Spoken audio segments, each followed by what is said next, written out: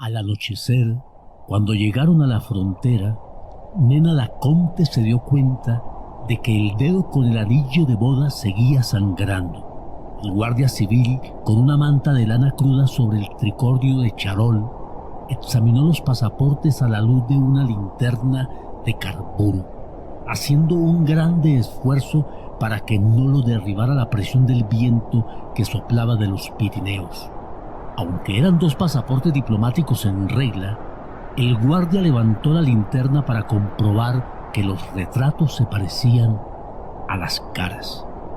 Nena Daconte era casi una niña, con unos ojos de pájaro feliz y una piel de melaza que todavía irradiaba la resolana del Caribe en el lúgubre anochecer de enero, y estaba arropada hasta el cuello con un abrigo de nucas de bisón que no podía comprarse con el sueldo de un año de toda la guarnición fronteriza.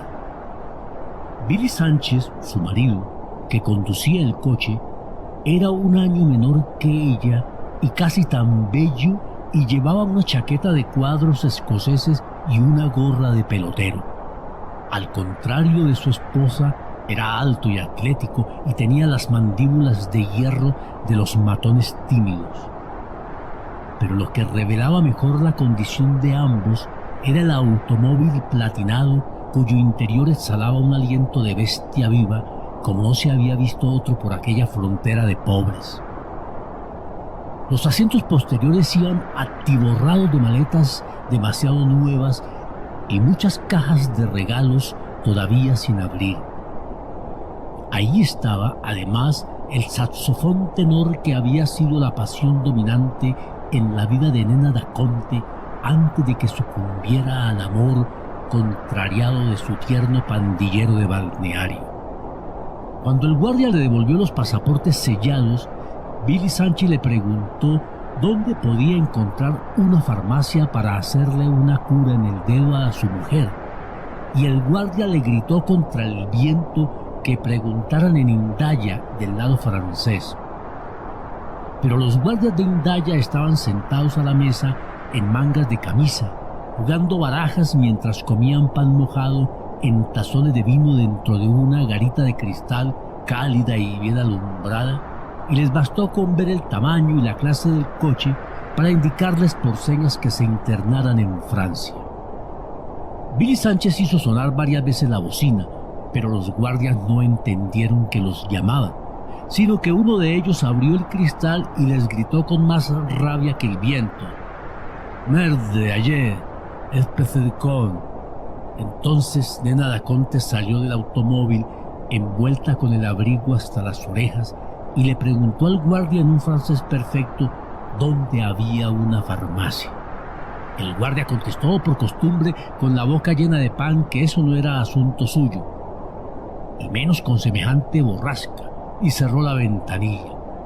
Pero luego se fijó con atención en la muchacha que se chupaba el dedo herido envuelta en el destello de los bisones naturales, y debió confundirla con una aparición mágica en aquella noche de espantos, porque al instante cambió de humor. Explicó que la ciudad más cercana era Biarritz, pero que en pleno invierno y con aquel viento de lobos tal vez no hubiera una farmacia abierta hasta Bayona, un poco más adelante. ¿Es algo grave?, preguntó. Nada, sonrió Nena Daconte, mostrándole el dedo con la sortija de diamantes en cuya yema era apenas perceptible la herida de la rosa. Es solo un pinchazo. Antes de Bayona volvió a nevar. No eran más de las 7, pero encontraron las calles desiertas y las casas cerradas por la furia de la borrasca.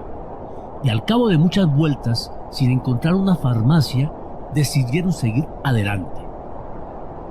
Billy Sánchez se alegró con la decisión.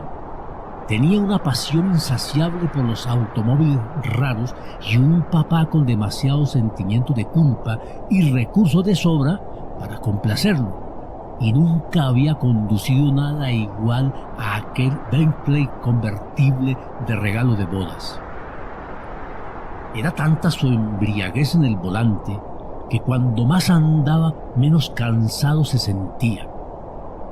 Estaba dispuesto a llegar esa noche a Burdeos, donde tenían reservada la suite nupcial del Hotel Splendid, y no habría vientos contrarios ni bastante nieve en el cielo para impedirlo.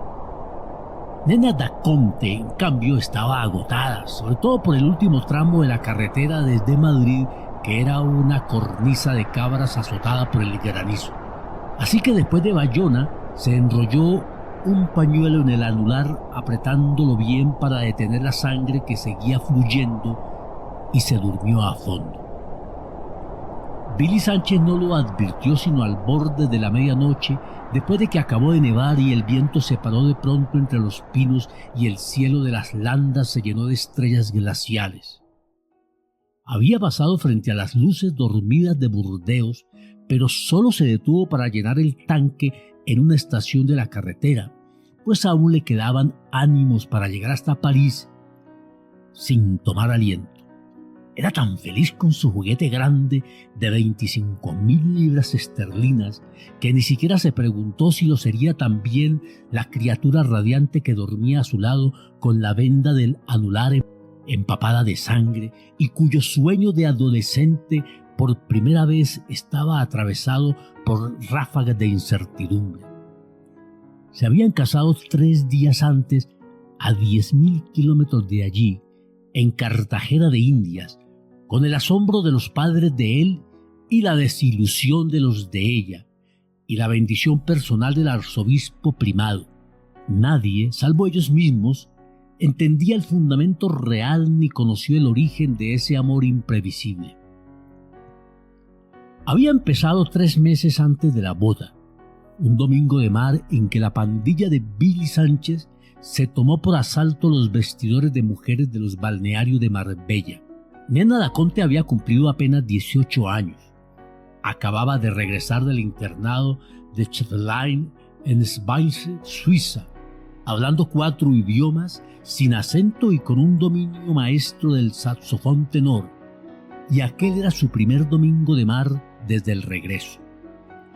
Se había desnudado por completo para ponerse el traje de baño cuando empezó la estampida de pánico y los gritos de abordaje en las casetas vecinas, pero no entendió lo que ocurría hasta que la aldaba de su puerta saltó en astillas y vio parado frente a ella al bandolero más hermoso que se podía concebir.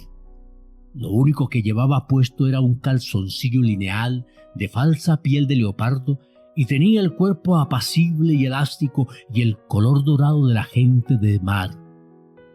En el puño derecho, donde tenía una esclava metálica de gladiador romano, llevaba enrollada una cadena de hierro que le servía de arma mortal y tenía colgada del cuello una medalla sin santo que palpitaba en silencio con el susto del corazón.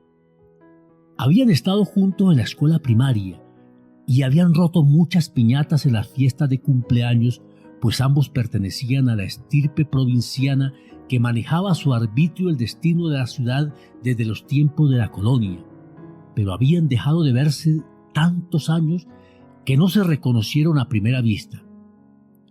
Nena da Conte permaneció de pie, inmóvil, sin hacer nada por ocultar su desnudez intensa. Billy Sánchez cumplió entonces con su rito pueril. Se bajó el calzoncillo de leopardo y le mostró su respetable animal erguido. Ella lo miró de frente y sin asombro.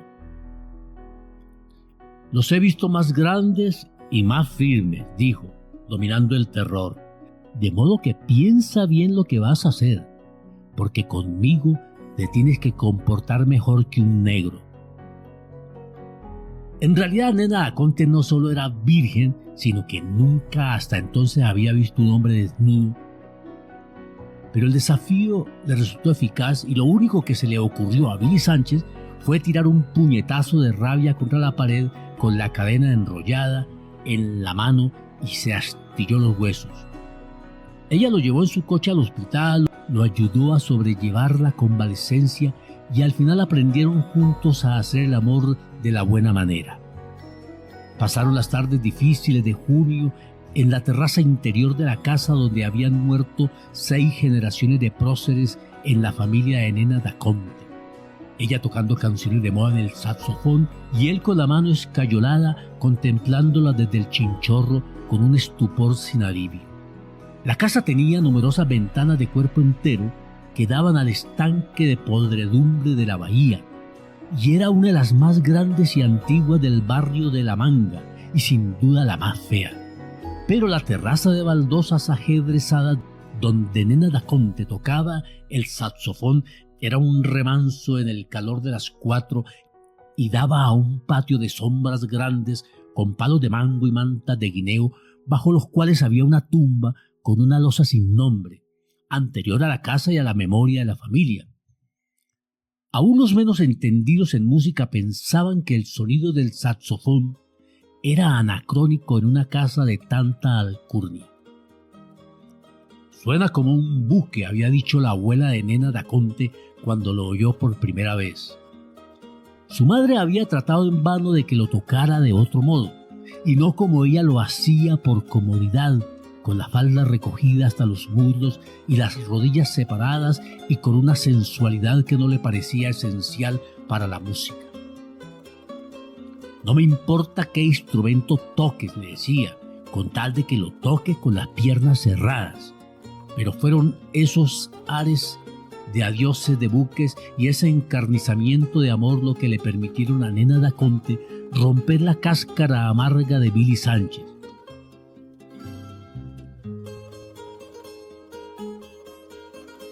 Debajo de la triste reputación de bruto que él tenía muy bien sustentada por la confluencia de apellidos ilustres, ella descubrió un huérfano asustado y tierno.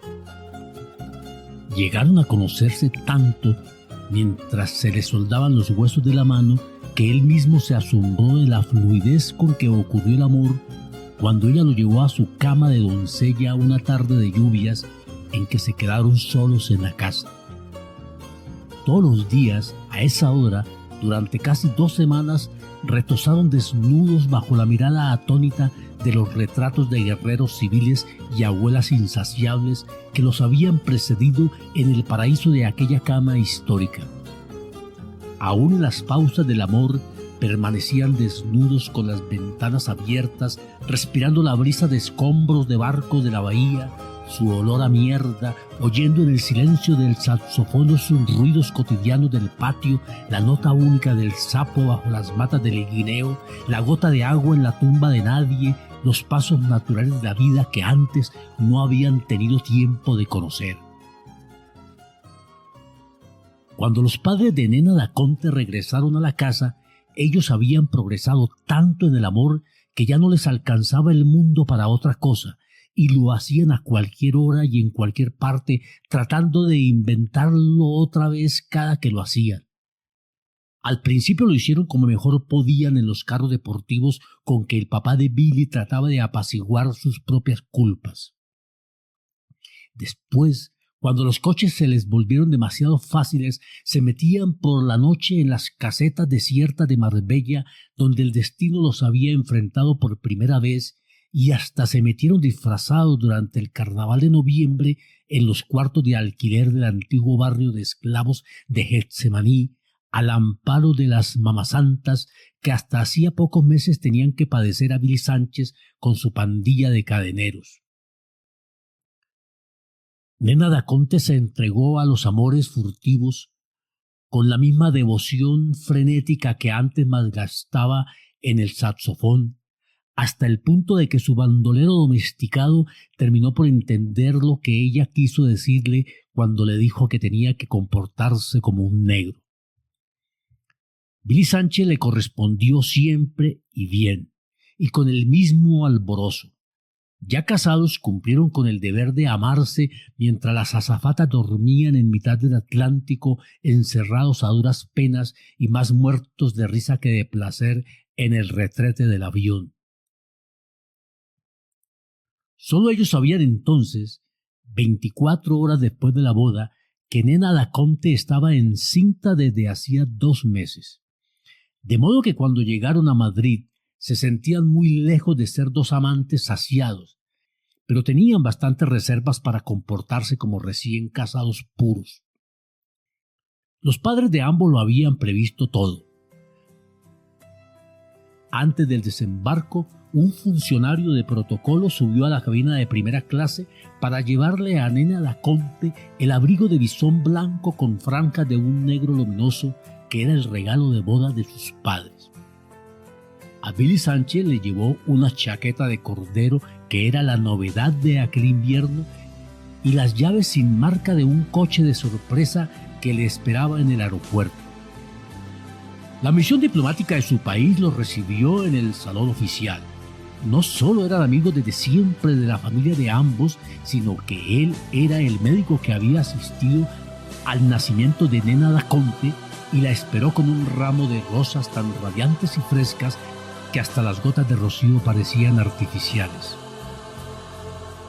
Ella los saludó a ambos con besos de burla, incómoda con su condición un poco prematura de recién casada, y luego recibió las rosas.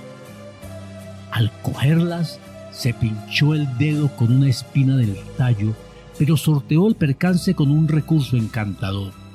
Lo hice adrede, dijo, para que se fijaran en mi anillo. En efecto, la misión diplomática en pleno admiró el esplendor del anillo, calculando que debía costar una fortuna, no tanto por la clase de los diamantes como por su antigüedad bien conservada. Pero nadie advirtió que el dedo empezaba a sangrar. La atención de todos derivó después hacia el coche nuevo. El embajador había tenido el buen humor de llevarlo al aeropuerto y de hacerlo envolver en papel celofán con un enorme lazo dorado. Billy Sánchez no apreció su ingenio. Estaba tan ansioso por el coche que desgarró la envoltura de un tirón y se quedó sin aliento. Era el Bentley convertible de ese año con tapicería de cuero legítimo. El cielo parecía un manto de ceniza, el Guadarrama mandaba un viento cortante y helado y no se estaba bien a la intemperie, pero Willy Sánchez no tenía todavía la noción del frío. Mantuvo a la misión diplomática en el estacionamiento sin techo, inconsciente de que se estaban congelando por cortesía, hasta que terminó de reconocer el coche en sus detalles recónditos. Luego el embajador se sentó a su lado para guiarlo hasta la residencia oficial donde estaba previsto un almuerzo. En el trayecto le fue indicando los lugares más conocidos de la ciudad, pero él solo parecía atento a la magia del coche. Era la primera vez que salía de su tierra. Había pasado por todos los colegios privados y públicos, repitiendo siempre el mismo curso hasta que se quedó flotando en un limbo de desamor. La primera visión de una ciudad distinta de la suya, los bloques de casas cenicientas con las luces encendidas a pleno día, los árboles pelados, el mar distante, todo le iba aumentando un sentimiento de desamparo que se esforzaba por mantener al margen del corazón. Sin embargo, poco después cayó sin darse cuenta en la primera trampa del olvido. Se había precipitado una tormenta instantánea y silenciosa, la primera de la estación, y cuando salieron de la casa del embajador después del almuerzo para emprender el viaje hacia Francia, encontraron la ciudad cubierta de una nieve radiante. Billy Sánchez se olvidó entonces del coche y en presencia de todos, dando gritos de júbilo y echándose puñados de polvo de nieve en la cabeza, se revolcó en mitad de la calle con el abrigo puesto.